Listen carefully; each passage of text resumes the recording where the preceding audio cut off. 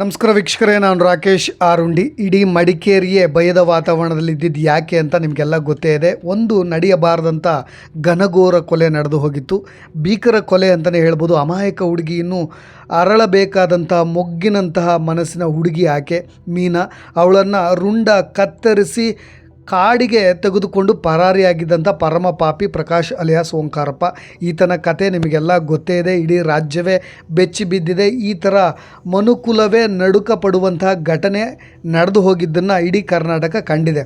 ಸದ್ಯ ನೀವು ದೃಶ್ಯದಲ್ಲಿ ಗಮನಿಸ್ತಾ ಇದ್ದೀರಾ, ಆತನನ್ನು ಬಂಧಿಸಿದ್ದಾರೆ. ಜೊತೆಗೆ ಪೊಲೀಸ್ನವರು ಮುಂದೆನೂ ಕೂಡ ಆತ ಹೇಳಿಕೆಯನ್ನು ಕೊಟ್ಟಿದ್ದಾನೆ. ಯಾಕೆ, ನಾನು ಯಾವ ಉದ್ದೇಶದಿಂದ ಆಕೆಯನ್ನು ತಲೆಯ ಕತ್ತರಿಸಿದೆ, ಪ್ರೀತಿಸಿದಂಥ ಹುಡುಗಿಯ ರುಂಡವನ್ನೇ ಏನಕ್ಕೆ ಕತ್ತರಿಸಿದೆ, ಜೊತೆಗೆ ಆ ರುಂಡವನ್ನು ನಾನು ತೆಗೆದುಕೊಂಡು ಪರಾರಿಯಾಗಿದ್ದೆ ಯಾಕೆ, ಕಾಡಿನಲ್ಲಿ ಎಲ್ಲಿದ್ದೆ, ಎಲ್ಲಿ ಅಲೆದಾಡ್ತಿದ್ದೆ, ಎಲ್ಲ ಮಾಹಿತಿಗಳನ್ನು ಇಂಚಿಂಚು ಬಿಚ್ಚಿಟ್ಟಿದ್ದಾನೆ. ಇದೇ ಪೊಲೀಸ್ನವರು ಆತನನ್ನು ಸ್ಥಳ ಮಹಜೂರು ಮಾಡಲಿಕ್ಕೆ ಕರ್ಕೊಂಡು ಹೋದಾಗ. ಇನ್ನೊಂದು, ನೀವು ಆರಂಭದಲ್ಲಿ ದೃಶ್ಯವನ್ನು ನೋಡಿದ್ರಿ, ಆತನ ಸ್ಥಳ ಮಹಜೂರು ನಡೀತಾ ಇರಬೇಕಾದ್ರೆ ಆತ ನಿರ್ಭೀತಿಯಿಂದ ಜೋರಾಗೆ ತನ್ನ ಸ್ಟೇಟ್ಮೆಂಟ್ನ ಕೊಡ್ತಾ ಇದ್ದ. ನಾನು ಆಕೆಯನ್ನು ಇಲ್ಲೇ ಕೊಂದಿದ್ದು, ಇಲ್ಲೇ ಕತ್ತರಿಸಿದ್ದು, ಇಲ್ಲೇ ತೆಗೆದುಕೊಂಡು ಹೋಗಿದ್ದು ಅಂತ. ಆತನಿಗೆ ಪಶ್ಚಾತ್ತಾಪದ ಮನೋಭಾವವೇ ಅಲ್ಲಿ ಕಾಣಿಸ್ತಾ ಇರಲಿಲ್ಲ.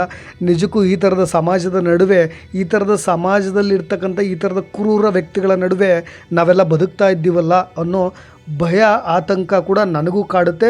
ಜೊತೆಗೆ ವಿಡಿಯೋವನ್ನು ನೋಡ್ತಾ ಇರ್ತಕ್ಕಂಥ, ಆಲಿಸ್ತಾ ಇರ್ತಕ್ಕಂಥ ನಿಮಗೂ ಕೂಡ ಕಾಡೋದು ಸಹಜ.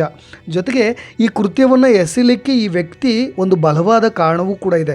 ಈ ಕೃತ್ಯದ ಜೊತೆಗೆ ಆತ ಒಂದು ಕೋವಿಯನ್ನು ಕೂಡ ತೆಗೆದುಕೊಂಡು ಇದೇ ಕಾಡಿನಲ್ಲಿ ಹೊಂಚು ಹಾಕಿ ಕೂತಿದ್ದ. ಈ ಅಚ್ಚರಿಯ ವಿಷಯವನ್ನು ನಾನು ನಿಮಗೆ ಹೇಳಲೇಬೇಕು. ಪ್ರಕಾಶ್ ಅಲಿಯಾಸ್ ಓಂಕಾರಪ್ಪ ಪ್ರೀತಿಸಿದಂಥ ಹುಡುಗಿ ಮೀನಾ. ನಿಶ್ಚಿತಾರ್ಥವೂ ಕೂಡ ಆಯಿತು, ಎಲ್ಲವೂ ಆಯಿತು. ಮಹಿಳಾ ಮತ್ತು ಮಕ್ಕಳ ಕಲ್ಯಾಣ ಇಲಾಖೆಯವರು ಕೂಡ ಬಂದು ಮದುವೆಯನ್ನು ನಿಲ್ಲಿಸಿದರು. ಇಲ್ಲಿಗೆ ಈತನ ಕೋಪ ತಿರುಗಿದ್ದು ಒಂದು ಕುಟುಂಬದ ಮೇಲೆ. ಕುಟುಂಬದ ಜೊತೆಗೆ ಇದೇ ಮೀನಾಳ ಅಕ್ಕಳ ಮೇಲೂ ಕೂಡ ಇವನು ರೋಷ ಮತ್ತು ಮಚ್ಚನ್ನು ಮಸೀತಾ ಇದ್ದ, ಕತ್ತಿಯನ್ನು ಮಸೀತಾ ಇದ್ದ. ಕೇವಲ ಮೀನಾಳನ ರುಂಡವನ್ನು ಕತ್ತರಿಸಿದ ಮಾತ್ರಕ್ಕೆ ಈತನ ಕೋಪ ತಣ್ಣಗಾಗಲಿಲ್ಲ. ಅವನ ಸ್ಕೆಚ್ ಬೇರೆಯದೇ ಇತ್ತು. ಹಾಗಾದರೆ ಯಾಕೆ ಅವಳ ಮೇಲೆ ಈತನ ಕೋಪ? ಇವೆಲ್ಲದರೂ ಕೂಡ ಒಂದಿಷ್ಟು ಇಂಟ್ರೆಸ್ಟಿಂಗ್ ಆಗಿದೆ, ಜೊತೆಗೆ ಅಚ್ಚರಿಯಾಗೂ ಇದೆ ಕೂಡ. ಈ ಕಥೆಯನ್ನು ಕೇಳ್ತಾ ಇದ್ದರೆ ನಮಗೆ ಭಯವಾಗುತ್ತೆ. ಯಾವ ರೀತಿಯಾದಂಥ ನಿರ್ಭೀತಿಯಿಂದ ಕುಟುಂಬ ಒಂದು ದಿನ ಕಾಲ ಕಳೀತು, ಇದು ಮಗಳನ್ನು ಕಳ್ಕೊಂಡ್ರೂ ಕೂಡ ಅಂತ. ಎಸ್, ಹೌದು, ಅವತ್ತು ಮಹಿಳಾ ಮತ್ತು ಮಕ್ಕಳ ಕಲ್ಯಾಣ ಇಲಾಖೆಗೆ ಒಂದು ಮೆಸೇಜ್ ಹೋಗುತ್ತೆ, ಅಪ್ರಾಪ್ತ ಬಾಲಕಿಗೆ ಮದುವೆ ಮಾಡ್ತಾ ಇದ್ದಾರೆ ಅಂತ. ತುಂಬ ಚೂಟಿಯಾದಂಥ ಹುಡುಗಿ. ನಿಮಗೆ ಮೀನಾಳ ಬಗ್ಗೆ ಈಗಾಗಲೇ ಪರಿಚಯವಿದೆ. ಗುಡ್ಗಾಡು ಪ್ರದೇಶ, ಸುತ್ತ ಕಾಡು, ಮಡಿಕೇರಿ, ಕೊಡಗು ಅಂದ ತಕ್ಷಣ ನಿಮಗೆಲ್ಲ ನೆನಪಾಗುತ್ತೆ ಹಚ್ಚ ಹಸಿರು, ಹಸಿರನ್ನೇ ಮೈಮೇಲೆ ಒದ್ದಂಥ ನಾಡದು. ಅಂತಹ ಗುಡ್ಗಾಡು ಪ್ರದೇಶದಲ್ಲಿ ತುಂಬ ಚೂಟಿಯಾಗಿ ಓದಿನಲ್ಲಿ ಮುಂದಿದ್ದಂಥ ಹುಡುಗಿ. SSLC ಓದ್ತಾ ಇದ್ಲು, ಏಕೈಕ ವಿದ್ಯಾರ್ಥಿನಿ, ಶಾಲೆಗೆ ಹೋಗ್ತಾ ಇದ್ದಾಕೆ. ಜೊತೆಗೆ ಕ್ಲಾಸಿಗೆ ಫಸ್ಟ್ ಇದ್ಲು, ಡಿಸ್ಕಸ್ ಥ್ರೋನಲ್ಲೂ ಕೂಡ ಫಸ್ಟ್ ಇದ್ಲು, ಜಿಲ್ಲಾ ಮಟ್ಟವನ್ನು ಕೂಡ ಪ್ರವೇಶ ಮಾಡಿದ್ಲು. ಹಾಗಾಗಿ ಇಡೀ ಊರೇ ಹೆಮ್ಮೆ ಪಡ್ತಾಯಿತ್ತು. ಮುದ್ದಿನ ಮಗಳು, ತುಂಬ ಹೆಸರನ್ನು ತರ್ತಾಳೆ, ಹೆಮ್ಮೆ ಪಡ್ತಾಯಿದ್ರು ಇಡೀ ಊರೇ. ಈ ಮಧ್ಯೆ ಇದೇ ಈ ಪಾಪಿ ರಾಕ್ಷಸ ಇದ್ದಾನಲ್ಲ ಪ್ರಕಾಶ್ ಅಲಿಯಾಸ್ ಓಂಕಾರಪ್ಪ, ಓದೋ ಸಮಯದಲ್ಲಿ ಪ್ರೀತಿಯ ಬಲೆ ಬೀಸಿದ್ದಾನೆ. ಆಕೆಯನ್ನು ಪ್ರೀತಿಗಿಲ್ಲಿಸಲದ ಮಾತುಗಳನ್ನು ಹೇಳಿ, ಅತಿಶಯೋಕ್ತಿಯ ಆಡಂಬರದ ಮಾತುಗಳನ್ನು ಹೇಳಿ, ನಿಮ್ಮನ್ನು ನಾನು ಚೆನ್ನಾಗಿ ನೋಡ್ಕೋತೀನಿ, ಹಾಗೆ ಹೀಗೆ ಪ್ರೀತಿಯ ಬಲೆ ಬೀಸಿದ್ದಾನೆ. 1 ವರ್ಷದ ಪ್ರೀತಿ ಅಂದ ತಕ್ಷಣ ಈ ಕಳ್ಳರಿಗೆ ಒಂದು ಅಧಿಕಾರದ ದರ್ಪ ಬರುತ್ತೆ. ತನ್ನವಳು, ನನ್ನ ಆಕೆ, ನಾನು ಏನು ಹೇಳಿದ್ರು ಕೇಳಬೇಕು ಅಂತ. ಅವಳ ಮನೆಗೆ ಹೋಗಿ ಕೂತ್ಕೊಳ್ಳೋದು, ಅವಳನ್ನ ಪಿಕಪ್ ಡ್ರಾಪ್ ಮಾಡೋದು, ಇದೆಲ್ಲವೂ ನಡೀತಾ ಇತ್ತು. ಈ ಸಮಯದಲ್ಲಿ ಈ ಕುಟುಂಬಕ್ಕೆ ಸ್ವಲ್ಪ ವೈಮನಸ್ಸು ಕೂಡ ಇತ್ತು, ಇದೇ ಪ್ರಕಾಶ್ಗೆ ಮೀನಾಳನ್ನು ಮದುವೆ ಮಾಡಿ ಕೊಡೋ ವಿಚಾರಕ್ಕೆ. ಮೀನಾಳ ಅಕ್ಕ ಇದಕ್ಕೆ ತುಂಬ ದೊಡ್ಡ ವಿರೋಧವನ್ನು ಹಾಕ್ತಾ ಇದ್ಲು. ಯಾಕೆ ಅಂದರೆ ಈ ಹುಡುಗನಿಗೆ ನನಗೆ ಮದುವೆ ಮಾಡಿಕೊಡೋದು ಇಷ್ಟ ಇಲ್ಲ ಅಂತ. ಅವರು ಕೂಡ ಊರಿನ ಹತ್ತಿರದವರೇ. ನಿಮಗೆ ಗರ್ವಾಲೆ ಅನ್ನೋ ಒಂದು ಗ್ರಾಮ ಇದೆ ಮಡಿಕೇರಿಯ ಸಮೀಪ, ಆ ಊರಿನವರು. ಯಾವಾಗ ಈ ಮೀನಾಳ ಅಕ್ಕ ಈ ಮದುವೆಗೆ ವಿರೋಧ ಮಾಡ್ತಾ ಇದ್ದಾಳೆ ಅನ್ನೋದು ಗೊತ್ತಿತ್ತಲ್ಲ, ಆಗಲಿಂದನೇ ಈತ ಅವಳ ಮೇಲೊಂದು ಕಣ್ಣಿಟ್ಟಿದ್ದ. ಜೊತೆಗೆ ಮಚ್ಚನ್ನು ಯಾವಾಗಲೂ ಕೂಡ ಮಸೀತಾನೇ ಇದ್ದ. ಅದೊಂದು ಸಿಟ್ಟು ಬಹಳಷ್ಟು ಕಾಡ್ತಾ ಇತ್ತು. ಅಂತೂ ಅವತ್ತಿನ ದಿನ SSLC ರಿಸಲ್ಟ್, ಜೊತೆಗೆ ಇನ್ನೊಂದು ನಿಶ್ಚಿತಾರ್ಥ, 2 ಖುಷಿ. ಜೊತೆಗೆ ಅಪ್ರಾಪ್ತ ಬಾಲಕೆ.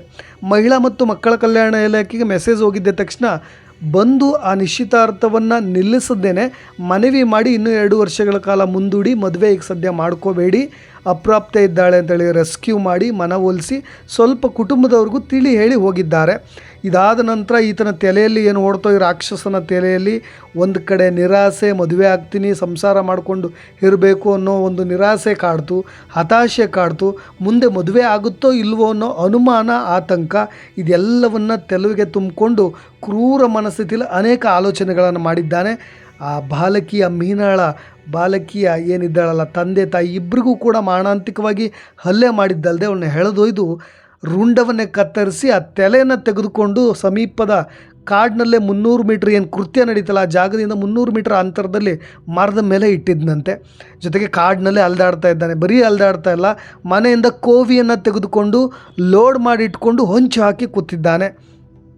ಕಾರಣ ಇಲ್ಲೇ ಇರೋದು ಟ್ವಿಸ್ಟ್. ಆತ ಕೋವಿಯನ್ನು ತೆಗೆದುಕೊಂಡು ಹೋಗಿದ್ದು ಆತನ ಸೇಡನ್ನು ತೀರಿಸ್ಕೊಳ್ಳಿಕ್ಕೆ. ಕೇವಲ ಮೀನಾಳನ್ನು ಕೊಂದ ಮಾತ್ರಕ್ಕೆ ಆತನ ಆಸೆ ಈಡೇರಲಿಲ್ಲ. ಅವನ ಗುರಿ ಇದ್ದಿದ್ದು ಇದೇ ಮೀನಾಳ ಅಕ್ಕಳನ್ನು ಕೂಡ ಕೊಲ್ಲಬೇಕು ಅಂತ. ಹಾಗಾಗಿಯೇ ಕೋವಿಯನ್ನು ತೆಗೆದುಕೊಂಡು ಅದನ್ನು ಲೋಡ್ ಮಾಡಿ ಇಟ್ಕೊಂಡಿದ್ದ. ಪೊಲೀಸರ ವಶಕ್ಕೆ ಆತ ಸಿಗದೇ ಇದ್ದಿದ್ದರೆ, ಪೊಲೀಸರ ವಶವಾಗದೇ ಇದ್ದಿದ್ದರೆ ಆತನ ಆಸೆ ಅಂತೂ ಮತ್ತೆ ಈಡೇರ್ತಾ ಇತ್ತು. ಹಾಗಾಗಿಯೇ ಪೊಲೀಸರು ಕೂಡ ರಕ್ಷಣೆಯನ್ನೇನೋ ಒದಗಿಸಿದ್ರು. ಆದರೆ ಆತನ ಗುರಿ ಏನಿತ್ತಲ್ಲ ಅದು ಮೀನಾಳ ಅಕ್ಕ ಅಂತ ಈತನನ್ನು ವಿಚಾರಣೆ ಮಾಡಿದ ನಂತರವೇ ಗೊತ್ತಾಗಿದ್ದು.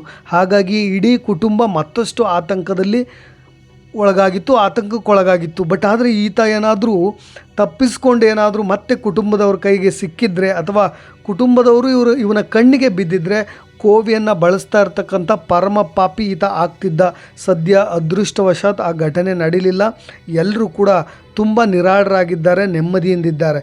ಬಟ್ ಆದರೆ ಬದುಕಬೇಕಾಗಿದ್ದಂಥ ಹುಡುಗಿ, ಬಾಳಬೇಕಾಗಿದ್ದಂಥ ಹುಡುಗಿ, ಅತ್ಯುತ್ತಮ ಕನಸುಗಳನ್ನು ಕಟ್ಕೊಂಡಿದ್ದು, ಚೂಟಿಯಾಗಿದ್ಲು, ಶಾಲೆಗೆ ಫಸ್ಟ್ ಇದ್ಲು, ಇವನ್ನೆಲ್ಲವನ್ನು ಕೂಡ ಕನಸು ಕಟ್ಕೊಂಡಿದ್ದಂಥ ಹುಡುಗಿಯನ್ನು ಮರ ಕಡಿಯೋ ಮೊಚ್ಚಲ್ಲಿ ರುಂಡವನ್ನು ಕತ್ತರಿಸಿದ್ನಲ್ಲ ಈ ಪಾಪಿ, ಅದನ್ನು ಯಾರೂ ಕೂಡ ಸಹಿಸ್ಲಿಕ್ಕಾಗೋದಿಲ್ಲ. ನೀವು ಆ ವಿಡಿಯೋಗಳಲ್ಲಿ ದೃಶ್ಯಗಳಲ್ಲಿ ನೋಡ್ಬೋದು. ಯಾವಾಗ ಆ ಸ್ಥಳ ಮಹಜೂರು ಮಾಡಲಿಕ್ಕೆ ಅಂತ ಪೊಲೀಸ್ನವರು ಈ ಪಾಪಿಯನ್ನು ಕರೆದುಕೊಂಡು ಹೋಗ್ತಾರಲ್ಲ ಪೊಲೀಸ್ ಜೀಪ್ನಲ್ಲಿ, ಅಲ್ಲಿ ಅವರ ಕುಟುಂಬದವರೆಲ್ಲರೂ ಕೂಡ ರುಂಡದ ಪತ್ತೆ ಮಾಡ್ತಾ ಇರ್ತಾರೆ. ಯಾವಾಗ ರುಂಡ ಸಿಕ್ತೋ ಇದೇ ಹುಡುಗಿಯ ಈ ಮೀನಾಳ ಅಣ್ಣ ಪ್ರಜ್ಞೆ ತಪ್ಪಿ ಬಿದ್ದು ಬಿಡ್ತಾನೆ. ಜೊತೆಗೆ ಯಾವುದೋ ಒಂದು ಶಕ್ತಿಯ ಆವಾಹನೆ ಆದ ರೀತಿಯಾಗಿ ವರ್ತಿಸ್ತಾನೆ, ಮಾನಸಿಕ ಸ್ಥಿಮಿತವನ್ನು ಕಳ್ಕೊಂಡ ರೀತಿಯಾಗಿ ಬಿಹೇವ್ ಮಾಡ್ತಾನೆ. ಅದೆಲ್ಲವೂ ಕೂಡ ಭಯಕ್ಕೆ, ದುಗುಡಕ್ಕೆ, ತನ್ನ ಸ್ವಂತ ತಂಗಿಯನ್ನು ಕಳೆದುಕೊಂಡ ದುಃಖಕ್ಕೆ ಅದನ್ನು ಯಾರೂ ಕೂಡ ತಡೆದುಕೊಳ್ಳೋಕ್ಕಾಗೋದಿಲ್ಲ. ಯಾವ ಪೇರೆಂಟ್ಸ್ಗಳಾದರೂ ಅಷ್ಟೇ, ಯಾವ ಮನೆಯಲ್ಲಿ ಈ ಥರದ ಘಟನೆಗಳು ನಡೆದರೂ ಕೂಡ ಇದೇ ರೀತಿ ಆಗೋದು. ಈ ಥರದ ಅಸಹ್ಯ ವ್ಯಕ್ತಿಗಳನ್ನು ಎನ್ಕೌಂಟ್ರ್ ಮಾಡಿ ಬಿಸಾಕ್ಬಿಡಬೇಕು ಅನ್ನೋ ಆಕ್ರೋಶವನ್ನು ಹೊರ ಹಾಕಬೇಕು ಅನಿಸುತ್ತೆ. ಬಟ್ ಆದರೆ ಈ ಥರದ ಕ್ರಿಮಿಕೀಟಗಳು ಮತ್ತೆ ಹಣಬೆಗಳ ರೀತಿ ಹುಟ್ಕೊಳ್ತಾನೆ ಇರ್ತಾರೆ. ಆದರೆ ಕಾನೂನು ಮಾತ್ರ ತುಂಬ ಸಡಿಲವಾಗಿ ಇವರನ್ನು ಮತ್ತೆ ಜಾಮೀನಿನ ಮೇಲೋ ಅಥವಾ ಇವರಿಗೆ ಕಡಿಮೆ ಶಿಕ್ಷೆಯನ್ನು ಕೊಟ್ಟು ಈ ಥರದ ಕೇಸ್ಗಳಲ್ಲಿ ಇನ್ನೊಬ್ಬರು ಕೂಡ ಈ ರೀತಿಯಾಗಿ ಮಾಡಲಿಕ್ಕೆ ಭಯ ಬಾರದಂಥ ಪರಿಸ್ಥಿತಿಯನ್ನು ತಂದೊಡ್ಡು ಬಿಡ್ತಾರಲ್ಲ, ಅದು ನಿಜಕ್ಕೂ ಕೂಡ ದುರದೃಷ್ಟಕರ.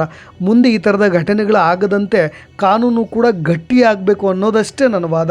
ಈ ಥರದ ರಾಕ್ಷಸರನ್ನು ಹೀಗೆ ಹೊಸಕು ಹಾಕಬೇಕು. ಜೊತೆಗೆ ಈಗ ನಡೀತಾ ಇರತಕ್ಕಂಥ ತನಿಖೆಯಲ್ಲಿ ಈತನಿಗೆ ಜಾಮೀನು ಸಿಗಬಾರ್ದು, ಮರಣದಂಡನೆ ವಿಧಿಸಬೇಕು, ಜೊತೆಗೆ ಕಠಿಣ ಶಿಕ್ಷೆ ಅಂತೂ ಆಗಲೇಬೇಕು ಅನ್ನೋದೇ ನನ್ನ ಮನವಿ. ನಿಮ್ಮ ಕಮೆಂಟ್ಸ್ಗಳನ್ನು, ನಿಮ್ಮ ಅಭಿಪ್ರಾಯಗಳನ್ನು ಕೂಡ ಕಮೆಂಟ್ಸ್ನಲ್ಲಿ ತಿಳಿಸಿ ಅಂತ ಹೇಳ್ತಾ, ಇದೇ ರೀತಿಯಾದಂತಹ ಅಪ್ಡೇಟ್ಸ್ಗಳಿಗೆ ನಾನು ಮತ್ತೆ ಬರ್ತೀನಿ. ರಾಕೇಶ್ ಆರುಂಡಿ, ಧನ್ಯವಾದಗಳು.